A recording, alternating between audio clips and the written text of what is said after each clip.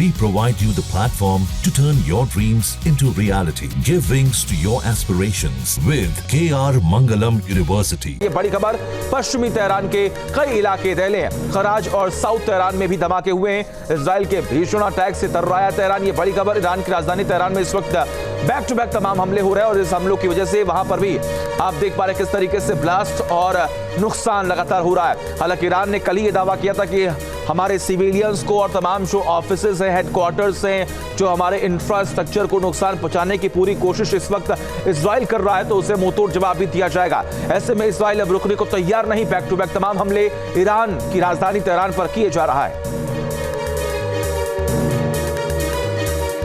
और तमाम जानकारी के लिए हमारे साथ हमारे सहयोगी राहुल लगातार बने हुए। राहुल, देखिए, एक तरफ हम ये देख पा रहे हैं किस तरीके से ईरान ने अपने प्रॉक्सीज का इस्तेमाल कहीं ना कहीं किया और उसके बाद तमाम हमले लगातार किए गए, लेकिन अभी हम ये देख पा रहे हैं कि ये जो हमले हैं वो और भी विस्तार लेते हुए दिख रहे हैं।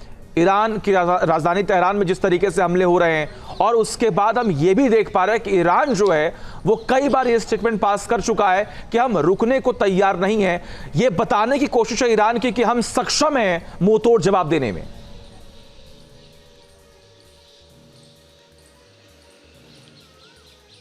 देखिए, जैसे आपने प्रॉक्सीज का जिक्र किया सचिन, प्रॉक्सीज का अर्थ है आर्क ऑफ रेजिस्टेंस, जिसमें इराक के अंदर मौजूद ईरान के जो प्रॉक्सीज है वो मौजूद है, यमन के अंदर हुती मौजूद है, लेबनान के अंदर हिजबुल्लाह मौजूद है। हालांकि गाजा की स्थिति अब काफी हद तक सपाट हो चुकी है, लेकिन कुल मिलाकर के 3 अभी भी ईरान के प्रॉक्सीज मौजूद है, इजराइल के अंदर, लेबनान के अंदर और हुती के अंदर। और वहां से जो प्रॉक्सिमिटी है, जो एरियल डिस्टेंस है वो काफी कम है, क्योंकि जब इजराइल और ईरान की बात करते हैं तो वहां पर डिस्टेंस है 1500 किलोमीटर की, लेकिन जब लेबनान की बात करते हैं तो बॉर्डर मेटुला का बिल्कुल मिला हुआ है और वहां ऊंचाई पर है लेबनान में हिजबुल्लाह, सीधा हमला किया जा सकता है। अगर रेड सी भी साथ में स्ट्रेट ऑफ हॉर्मोन्स के साथ बाधित हो जाती है तो पूरे के पूरे वर्ल्ड ट्रेड पर, खासतौर पर क्रूड ऑयल पर इसका असर पड़ेगा। अभी तक पूरी तरह से एक्टिव नहीं किया गया है अपने आर्क ऑफ रेजिस्टेंस को, लेकिन अगर आर्क ऑफ रेजिस्टेंस एक्टिव होता है तो डबल प्रेशर पड़ेगा इजराइल की एयर डिफेंस सिस्टम पे, क्योंकि एरोस 3 पूरी तरीके से एक्टिव है, लेकिन वो बैलिस्टिक मिसाइल के लिए है। अगर आयरन डोम की बात करें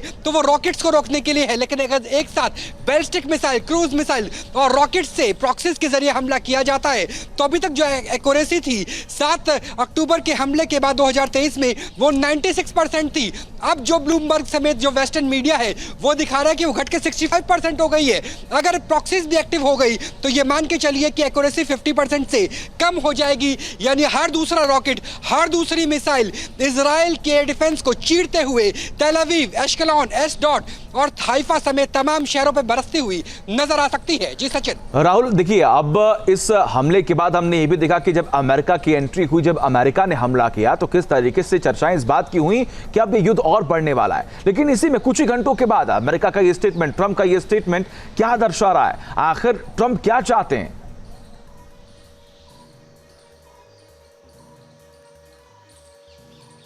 देखिए, ट्रंप क्या चाहते हैं तो वाकई डोनाल्ड ट्रंप ही जान सकते हैं और कोई नहीं जान सकता, क्योंकि ट्रंप की तरफ से अगर कोई, व्हाइट हाउस की स्पोक्सपर्सन ये कहती है कि 2 हफ्ते का वक्त है, 2 हफ्ते का इंतजार कीजिए, उसके बाद अमेरिका इस जंग में कूद सकता है। और 17 घंटे के बाद B-2 बम वर्षक उड़ान भरते हैं 3 जगह पर, अटैक करते हैं GBU-57 बंकर बस्टर बम के जरिए, जो 60 मीटर नीचे जाकर के पूरे के पूरे इलाके को अंदर से तोड़ने की क्षमताएं रखता है। तो ये मान के चलिए कि डोनाल्ड ट्रंप आज क्या कह रहे हैं और कल क्या कह रहे थे और कल क्या कहेंगे, ये कोई नहीं जान सकता। और यही वजह है कि जब G7 की मीटिंग से डोनाल्ड ट्रंप वॉशिंगटन डीसी के लिए कनाडा से रवाना होते हैं तो फ्रांस के राष्ट्रपति मैक्रो कहते हैं कि हो सकता है सीज फायर के लिए जा रहे हो, लेकिन डोनाल्ड ट्रंप कहते हैं सीज फायर का सवाल नहीं उठता।